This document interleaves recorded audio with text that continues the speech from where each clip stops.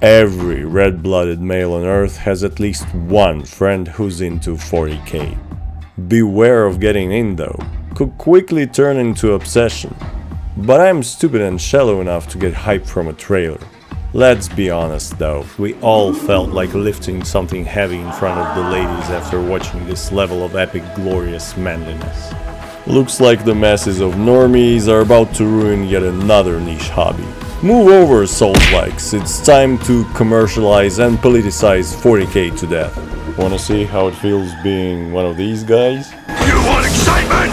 Shove this up your stocking!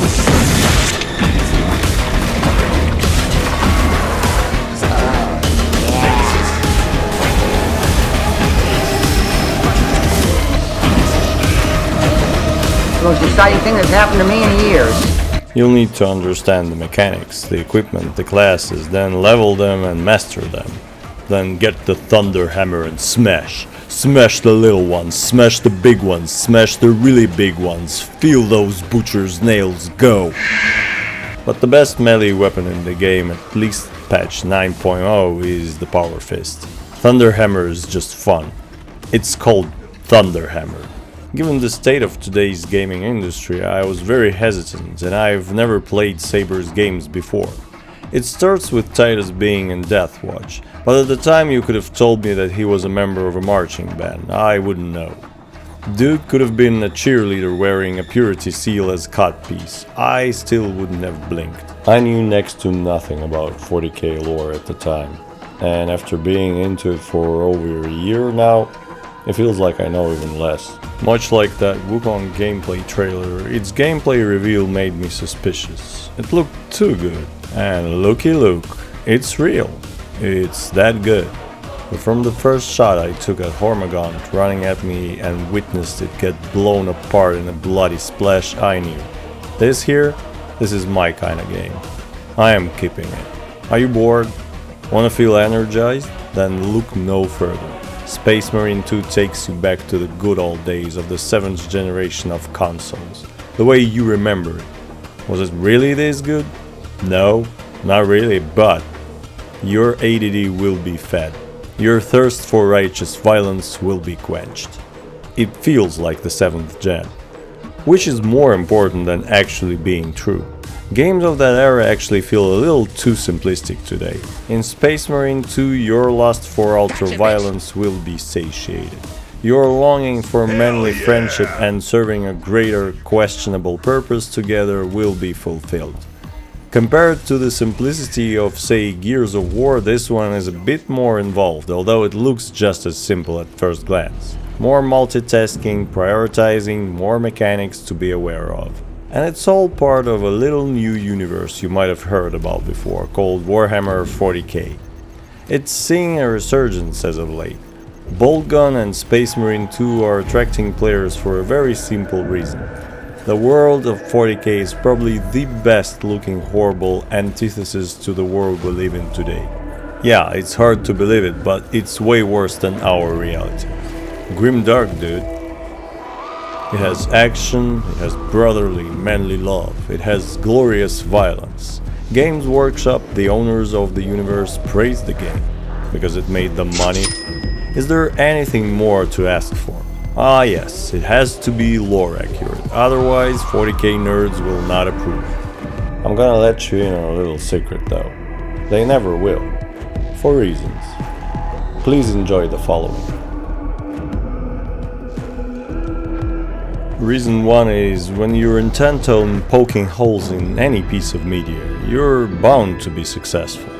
Because guess what? Nothing is perfect, not even Selma Hayek. But as Geoffrey Sardine said in his interview to the Game Business Channel, they weren't trying to please everyone. They were trying to please the fans of Space Marine and Warhammer. Now, how successful they were with the latter part, I really don't know. The whole Immaterium related business have rubbed some of the 40k nerds the wrong way. Reason 2 is 40k itself isn't perfect. Too many people wrote too many books, adding too many sometimes contradicting ideas to the pot. And it's okay, 40k was intended as satire in the first place. It should be over the top and ridiculous. That's why Space Marine 2 succeeds. It conveys that feeling perfectly. I mean, most sensible critics and vloggers gave it the praise it rightly deserves. If it makes little sense but it's cool, it fits 40k philosophy perfectly. Space Marine 2 looks gorgeous, runs great on all platforms. It's not a constant 60 FPS on consoles, but it feels smooth. And it's more important than the number is bigger. It ain't a bank account, it's a game. You might encounter a very occasional glitch or a connection issue from time to time, but it's nothing game-breaking. That really only matters when you're playing through the game's fantastic campaign with two of your buds. And I cannot recommend this experience enough. You'll struggle really hard not to feel pumped after cutting through hordes of revolting Xenos together, and narrowly escaping death's grasp more times than you can remember. Like that moment when you and your friends are all one health pip away from becoming fertilizer, and then somehow you pull through? That's therapy, man. That's what men call bonding. If you cried at the end of Armageddon, you're gonna feel this. The best thing about it is that it feels fair. You fucked up, you deserve the mortal wound. Dark Souls fatigue is unfortunately real. People, this is the type of fresh air we all need. A bit of a different but fair challenge. Our memory of the 7th generation of consoles wears rose-tinted glasses, which ain't a problem at all. Let those memories be even better than there really was. Objectively, it was a great time to be alive and to be a gamer. Both Xbox and PlayStation were pumping out so many innovative, clever, and passionate titles. We would take too long to name them all. The feeling they left us with was it felt like entertainment. No preaching, no shaming, very little hand-holding, and almost never any of those games made you play them a certain way. They put you in a playground and let you have fun. That's basically what Space Marine 2 does. It's almost a perfect blend of repetitive but plentiful enough mechanics and gameplay variety that makes you want to say, okay, just one more level, one more run. That's cat logic, and I'm proud of it. The campaign is written and paced well enough to keep things fresh and entertaining, but it's taken to a whole nother level when played with friends. It reminds me of those sweet days of playing through Gears 1 with a friend. It was just so much careless fun. And sometimes that's all you need. Not a 90-hour open world sad boy experience with 1,000 crafting systems. Just a power sword, a bad attitude, and some ugly ass Xenos that need a lesson in genocide. So, what's wrong with it? Games Workshop is what's wrong. They keep punishing the fans for creativity. They make Nintendo blush. There are also very occasional technical issues, and Saber Interactive doesn't get the also important cosmetics right. Each chapter pack is a little weird in a bad way. The champion gear cannot be customized in any way, and it's class locked. What's worse is that if, say, Dark Angel's champion being a bulwark made sense, they're basically awful knights of the round table. And an Assault White Scar sounds okay, they're the Space Mongols. But picking the sniper for Salamanders over Raven Guard? Why? And the Raven Guard and Blood Angels don't get a champion at all? I wanted that multi-melta heavy Salamander champion and a cool Raven Guard sniper. That would make sense lore-wise. Giving the tactical class to the Imperial Fists is also questionable. Their tactics were iffy in certain battles, let's put it that way. A Vanguard Space Wolf? Okay, I guess. Wanna replace this goofy helmet? You're shit out of luck. Customizing gear for champion skins is impossible, remember? At least there's a ton of neat successor chapters for each pack. Too bad they locked certain patterns within those packs though. That's just vile. Wanna paint the face part of your helmet white for your Black Templar? Nope, can't do that. Why? Because fuck you, give me money! Okay, enough nerdery. No, they messed up the Dark Angel's champion too. If it's a Blade Guard veteran, then the colors must be inverted, and where's the Iron Halo? And their guns are supposed to be red. The PvP multiplayer is incredibly lackluster and bare bones. and the Chaos Forces were done dirty customization wise. Okay, I'm done now. It all boils down to cutting through fodder enemies without getting bogged down in them, and damaging the Majoris and higher tier adversaries enough to get them into an execution state. Then you get your little reward in the form of a glorious animation of pure carnage. You could say those kills are glory. Okay, I'll see myself out. But let's be fair, there are indeed glory kills, and there's absolutely nothing wrong with that. They make you happy for a reason. Well, two actually. They look cool, you actually earned them, and they replenish your armor. Like finding your wallet that you've lost a while ago. Feels nice. And technically it's your own money anyway. That idea is absolutely brilliant. This means keep the murder conveyor going and you'll be alive. Try keeping the Majoris duels one-on-one, pull them away from each other, don't let the Minoris interfere too much, and you can sustain this festival of evisceration for as long as it takes. And trust me, on the higher difficulties it will take a while. But when you're finally done and completely covered in Xeno's blood, you'll have something to remember, especially if your friends were there by your side. This takes you back, but it's much better than any of the cover shooters of the past. There you hide like a little bitch, here to survive you need to keep killing. That's fucking metal. There are 2 or 3 nodes of armor depending on the class, they get damaged first. If they get depleted, you start to lose contested health. Much like Bloodborne, it's the health loss that will become permanent soon, unless you deal damage back or heal. But heals are scarce, and the only other way to get it all back is in execution. This is how you get your contested health back, and if someone plays a good bulwark, all of it. You also get a node of armor that way. Keep dealing damage to get those executions and keep your armor top so you can deal more damage. Whenever you see spore mines, shoot them, or hit them with melee. Just be sure nothing is right behind them, including other spore mines, or they'll explode in your face, and not in the way you like. Fodder enemies are called fodder for a reason, but don't underestimate them. In great numbers, the ranged ones deal significant damage, and they won't let you focus on the bigger guys. Try to deal with them first if possible. In case of Chaos faction, you can just run through the humans instead of shooting, like a train going through snow. Covered in alien blood and yelling like an idiot on voice chat. That's sick, man. So there are 2 enemy factions in Space Marine 2. Orcs are replaced with Tyranids, and Chaos is represented by, spoilers, the Thousand Suns. Yeah, the bodiless followers of Magnus the Red will spill no blood, but there's still a ton of fun to go through. What's great about these 2 armies is how different they are. They look different, they play different, and they don't play nice with each other. Everyone hates everyone in the far future of Warhammer. Everyone is bad guys, and it's awesome. The only thing more toxic than a 40k faction war is a Reddit thread about 40k factions. Sons of Magnus are a little more annoying to deal with. The Rubric Marines benefit from having no corporeal body and abiding by the material rules, which is there are no rules. In gameplay terms, that means they teleport, which is really annoying if you're playing as a melee build.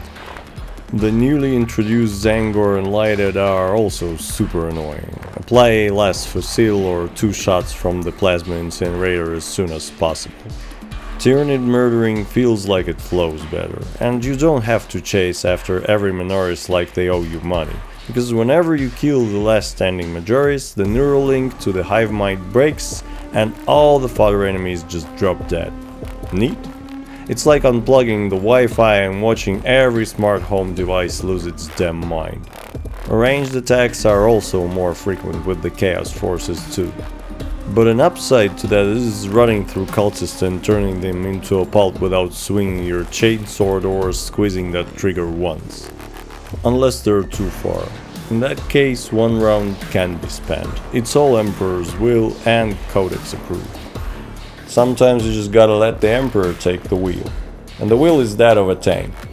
Now extremis and terminus enemies are a little more involved. Zoanthropes and neurothropes are flying tyrannid psychers. It's a whole thing, thinking universe perverse magic, and can generate shields and on higher difficulties hit like a truck. Neurotrope is probably the hardest enemy in co-op unless you have a good sniper on your team. Even Space Marines sound a little uneasy when they warn of him, as they should.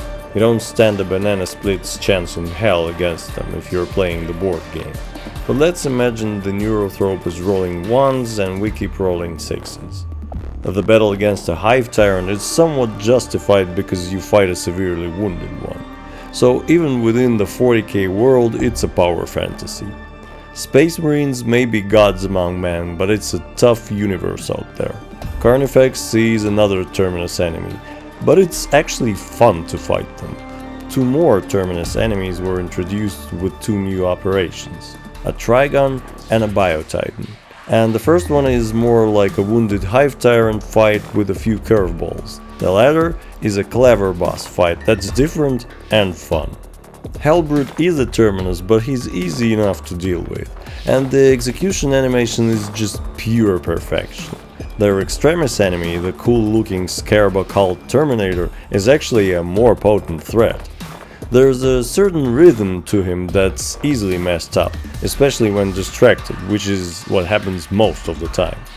And the lesser sorcerers are more of an annoyance than an actual threat. If you're playing as heavy, they're basically a pushover. Although nobody plays the heavy except me. I don't care if nobody likes you. I do.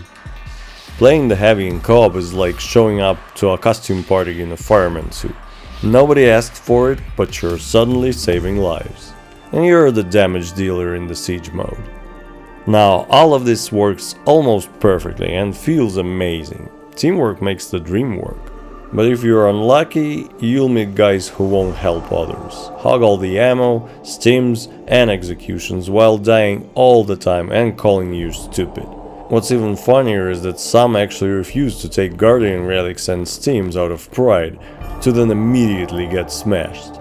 I wish I could say that this happens rarely, but we noticed a certain pattern here. If you play in the morning, it's usually miserable. If it's the afternoon, it's mostly battle brothers, selflessly helping each other all the way through. Take what you will from that. Is this all? No, it's not. There's also the siege mode. Think horde mode from Gears of War. The trick is you can buy supplies and support in the shop. We played with smart and stupid people, so here's how to reach wave 15 and beyond. Only spend on ammo. If the third guy is a rando, he can do whatever. He'll probably buy stims like a bitch, don't worry about him. Keep all the money, don't bank it. Or the idiot will buy a dreadnought on wave 8 or something. Between the two of you, you must have enough to get the guy for the wave 15. You won't make it without him unless you're a pro. For wave 10, get 2 Astartes. A heavy and a tactical worked for us. When they go down, get more if you can. That's it, everything else is a waste. And to the players who are elite perk level 4 but still don't know that if the icon of the player has no golden frame around it, it means give them the execution. They have no armor. When your brother is stuck in the animation or doing a task, or is aiming the artillery at the Biotitan, keep the enemies off of him. When they get grabbed by a Lictor or a Revener, help them. You're a team, dammit. And if you don't understand the mechanics yet, don't play on Ruthless or higher. Easy. The campaign feels like a different game after playing multiplayer for a while. And that's also a good thing, because it works as a reminder why you like this game in the first place, and yes, keeps things fresh.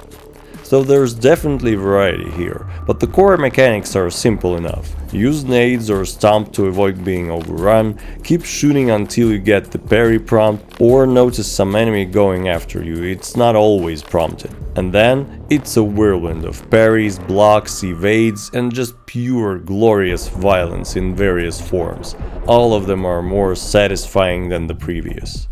It's kept from being stale by the fact that all classes play a little bit different, and above that, the campaign and multiplayer are so very distinct. It's actually a bit jarring when you go back from having all those perks and upgraded relic level weapons back to the trio of vanilla ultramarines.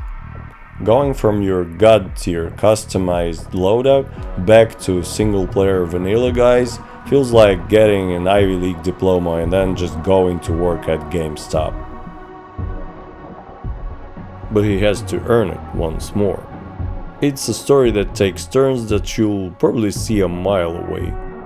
I'm not saying it's terrible, it's just nothing special, but it's kinda perfect for the cheesy setting of Warhammer 40k, and what raises it to greatness is the delivery. It's so unapologetic, it's just wonderful. I cannot give the dialogue and the voice actors enough praise. Those YouTube videos showing off that one scene in like 20 languages is just fantastic. The level of dedication here is worthy of the highest commendations. You are like your ancestors, brother Gadriel. A pathetic show of empty flamboyance.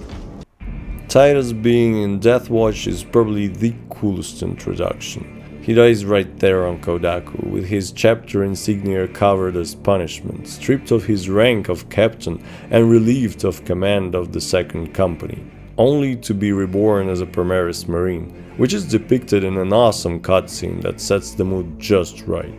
You know all you need to know, but will benefit from 40k intel. Your purpose is war. 40k society is a warmongering, brainwashed society, but as an imaginary playground, it's almost impossible to match. And I know I'm gonna get some flack for saying this, but I think Primaris armor looks cool.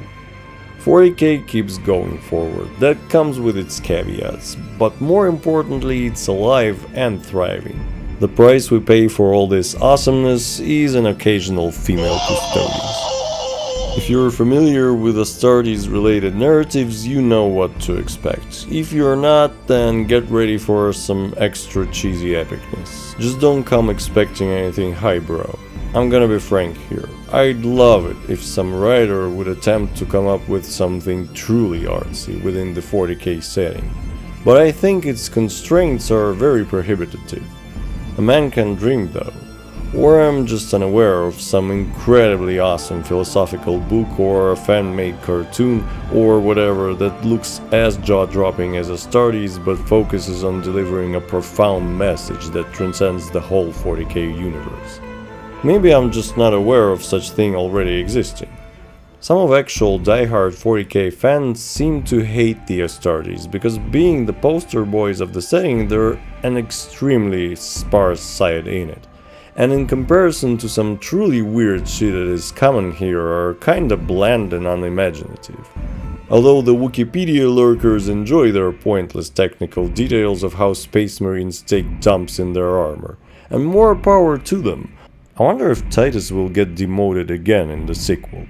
For me, Warhammer 40k is just a cool setting that has grown beyond the grasp of a single person's mind, and it's overwhelming, and I like to think that it's still ironic and doesn't take itself too seriously. Although people who turn Warhammer into a career argue that it's all serious business now. I don't think giving this potent ammo to your far-left critics is such a good idea. How about we separate video games and politics and simply have fun? A video game's story can be incredibly deep, might have over and undertones, but not here. It's as straightforward as a beam of a Valkyrie pistol, but guess what? It's totally fine. What I wish for is for Titus's whole suspicious warp resistance thing was explored more. More than not at all. It's said that he was held in captivity and tortured for a century by the guy who was later possessed by a demon and was cleared of all charges. But we never see any of that. It's also kinda sad that all the little details that are so thoughtfully put into the intro section fly over most people's heads, including mine. After the crash landing, you'll find all your Deathwatch brothers from legendary chapters like the Dark Angels, Black Templars and Blood Angels dead, and realizing how dire of the situation it is, Titus starts recording his last will and testament in the form of a battle report and a warning to his brethren. If this doesn't get you filled with the sense of valor and cool, then you're dead, or your estrogen levels are higher than your T. Lieutenant Titus is now in command of 2 ultramarines with attitudes. Their dynamic is awkward and mistrustful intentionally, because the journey they embark on will be a bonding one. And you'll be in the front seat experiencing it. Lord of Change keeps plotting. The swarm that inspired the Zerg keeps devouring, and humanity keeps battling them all. The Emperor thankfully protects. A fascist regime never felt so appealing, because it's all for the sake of fun. Pretending to be a brainwashed fanatic xenophobe sounds like so much fun because it's not real. No one in their right mind would want to live in this universe, and if they do, they just don't know much about it. You wouldn't either. Just look at all the details scattered around the level. It's called Grimdark for a reason. Squad members shoot the shit as they go along in the campaign and operations. Using an ancient battle barge as a battering ram. An unorthodox approach. You disapprove? On the contrary, it is inspired thinking. I reluctantly second that. Why reluctantly? Because it will go to your head. It works in a sense of world building, and in addition to that, you can also watch the They Shall Know No Fear episode of the Secret Level series to catch an incredibly cool glimpse of Titus going on a mission alongside his mentor Meteorus, wearing his new laurels and being an absolute badass. I know I've said this already, but it bears repeating. This game looks sick. I wish I knew sooner how talented the team at Saber Interactive was. My litmus test for graphics these days is anti-aliasing. If a game runs great and deals gracefully with those jagged edges, color me impressed. It takes a while to achieve this with most modern games. Fat chance of ever getting that in a lot of TAA-plagued titles these days. But here, oh my god, that's what DLAA is capable of in the right hands? Sign me up, dammit. 40k nerds will eye-gasm from tons of lore-accurate assets and world-building details. I'm not as well versed in the setting, but I can appreciate and enjoy the attention to detail. And boy, is it in full swing here. It's a pity the pace of the game rarely allows you to absorb it fully. After playing this game off and on for more than a year, I still catch myself saying to my buddies while on mission, "Man, this game is gorgeous." And the replies are like, "Hell yeah," or "I know, right?" For instance, did you notice this huge titan in the background in Reliquary? Yeah. It's also worth mentioning that it's really well optimized. It provides a great experience on older hardware and benefits from beefier systems utilizing their performance fully. Ray-traced ambient occlusion is nice, but to actually notice it, you need to stop and look really hard. If you have a beastly rig, crank up those dials. If you're running a budget system or an older one, no sweat, you'll be impressed with what Saber was cooking. It actually feels like a next-gen game. However, there is no HDR support. What is this, 2010? Don't get me wrong, it ain't perfect. It's not id Tech, but it looks fantastic. It runs on older hardware, which means ray tracing is just an option. And despite Digital Foundry's claims, it actually works perfectly on a multi-monitor setup, and never once did it crash on my system. What's up with those awful DF takes lately? However, they are right about RTAO in this game. You barely notice it and it affects your performance as if you just dropped an anchor.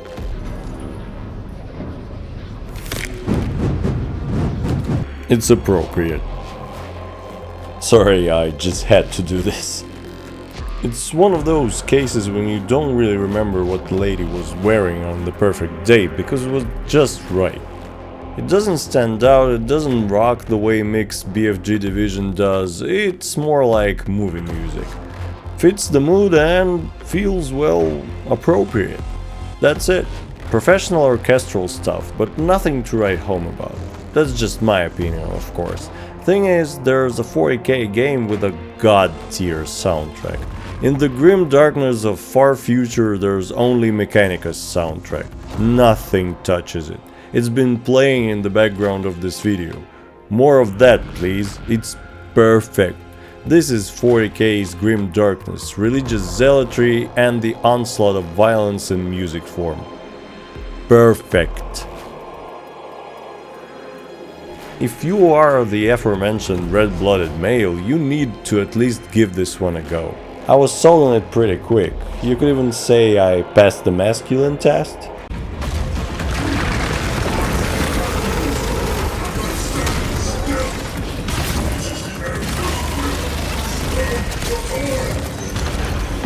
Where are the traitors? Space Marine 2 also has PvP, but it's such an afterthought I doubt I should have even mentioned it.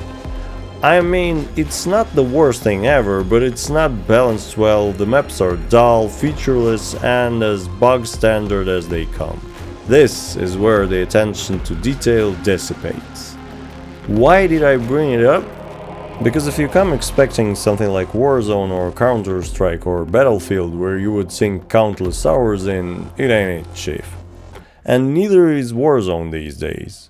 What the hell is even that? What the hell is even that? It's a well-made single-player and co-op third-person shooter with some clever mechanics with a tacked-on excuse of a multiplayer. Nothing more, nothing less. But it's a really competent one, except for multiplayer. It feels like something that was made with love, care, and tons of labor. And it's not very often we come by something like this in games these days. It still happens, thankfully, but blink and you'll miss it. Ubisoft used to make games like that. Pepperidge Farm remembers. But enough about all that sad shit. Rejoice, gaming fans, this game shows exactly what it's all about. None of what this game has to offer tries to be all and all. It's just a product of the highest quality that definitely deserves a lot more recognition, and the fact that it's been somewhat overlooked is kinda frustrating. Trust me on this one, Space Marine 2 fucking delivers.